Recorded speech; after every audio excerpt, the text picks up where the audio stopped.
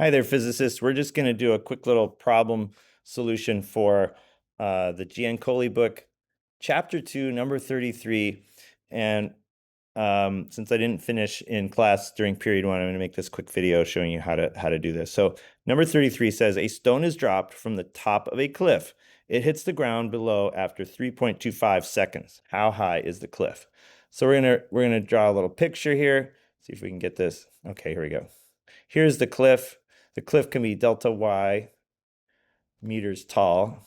Delta y is the same thing as delta x. It's just y instead of x because it's vertical. So we dropped a stone from the top of the cliff. It goes down. It speeds up as it goes down, right? I'm going to define positive direction for y as down. And so what that means is, let's read it again. A stone is dropped from the top of a cliff. It takes 3.25 seconds to get to the bottom.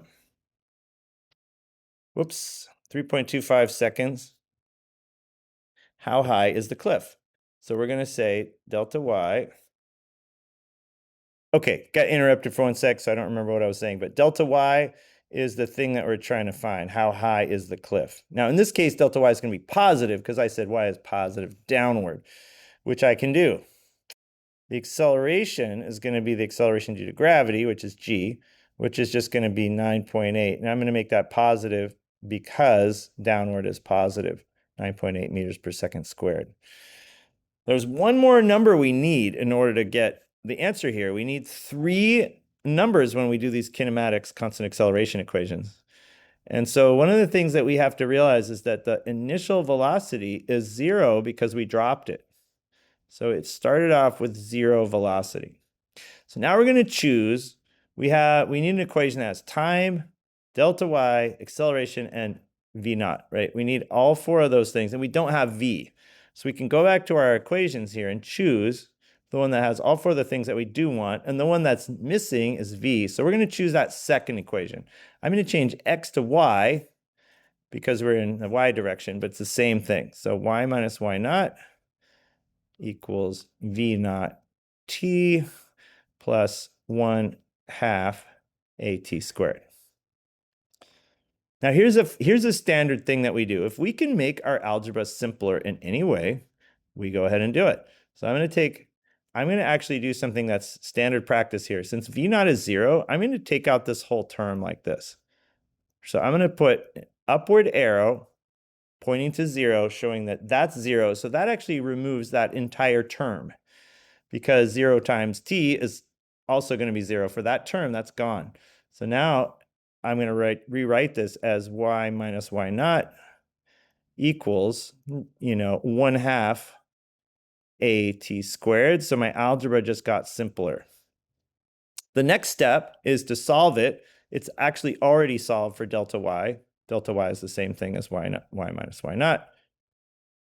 Same thing. Sorry, I wrote it in a different way here, but it's the same thing. So now all we have to do, we don't have to do much here, just put in the numbers. So we're going to do 1/2 delta y equals 1/2 of at squared. Well, a is 9.8 meters per second squared. And we're going to times 3.25 seconds squared, okay? Make sure that we got the squared. We're going to check our units. Oh, first of all, notice that delta y, when I put in a positive value for the acceleration, because we're going downward, and I chose positive down, when that's positive, it's going to mean delta y is positive too. If I had chosen upward to be positive, then the acceleration would have to be negative, because gravity accelerates things downward. And, got to turn off my projector. There we go. And it's funny, I was looking at my video here and I saw the projector was on. Got a little distracted there. So if this had been negative, then my delta y would have been negative too. Negative also. So those either, delta y and the acceleration are both in the same direction because they both go downward in this problem. Okay, so that's going to be a positive number. And let's do a unit check. And the way we do a unit check, after you've done this for a few weeks, you can do this in your head. But for now, we're going to do it on paper. So we're multiplying meters per second squared by seconds squared. Remember, the squared acts on both the number and the unit in this in this set of parentheses. So it's going to be seconds squared. One of those things cancels out. The seconds squared actually cancels out. So we're left with meters. So that is consistent with what I'm expecting, which is a displacement. So that is good. If I had ended up with something else, I probably made an algebra mistake or forgot to square something or something like that. If you forget to square that, then you would not end up with meters. You'd end up with meters per second because there'd only be 1 second up here instead of 2. Anyway, we're going to calculate the answers. So we pick up our calculator. We do, let's see, you can do 0.5. And if you don't want to do 1/2, you do 0.5 times 9.8 times 3.25. Hit the squared button on that. And then you get 51.75625. Okay, those are way too many sig figs. I'm going to put delta y. Keeping in mind delta y is the same thing as y minus y minus. And that's going to be meters. We're going to round this. We need to go back and look. How many sig figs do we have? We have 2 here. We have 3 there. So I think we're going to round it to 2. So that's going to be delta y is approximately, okay, we're going to say that is 52. Okay, meters. There's my rounded answer, and I keep this one for further calculations if I need it. Okay, is the answer reasonable? 52 meters. It's about the height of a cliff. Sounds good.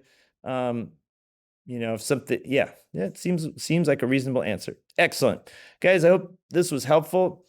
Good luck, and I'll see you in the next one.